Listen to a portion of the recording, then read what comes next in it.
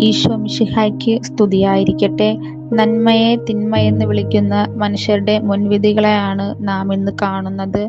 അശുദ്ധാത്മാക്കളെ പുറത്താക്കുന്ന ഈശോയെ ബെൽസബൂൽ എന്ന് വിളിച്ച് പരിഹസിക്കുന്നവർ നമ്മുടെ ജീവിതത്തിലും പലപ്പോഴും മറ്റുള്ളവരുടെ നന്മയെ അംഗീകരിക്കാൻ നമുക്ക് മടിയാണ്. സ്വന്തം ഹൃദയത്തിൽ ഇരുട്ട് നിറയുമ്പോൾ പ്രകാശത്തെ തിരിച്ചറിയാൻ നമുക്ക് കഴിയാതെ പോകുന്നു. തമ്മിൽ ഭിന്നിക്കുന്ന വീട് നിലനിൽക്കുകയില്ല. നമ്മുടെ കുടുംബങ്ങളിലും ഇടവകകളിലും ഈ വചനം എത്രമാത്രം സത്യമാണ്. അസൂയയും വിദ്വേഷവും കൊണ്ട് വീടിന്റെ അടിത്തറ തകർക്കുന്നവരാകരുത് നമ്മൾ.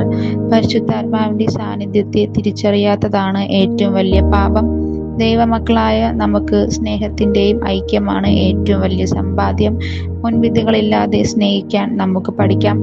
ക്രിസ്തുവിന്റെ പ്രകാശം നമ്മുടെ ഹൃദയങ്ങളിൽ നിറയട്ടെ. വചനമാകുന്ന അപ്പം നമ്മുടെ വീടുകൾക്ക് കാവലാകട്ടെ.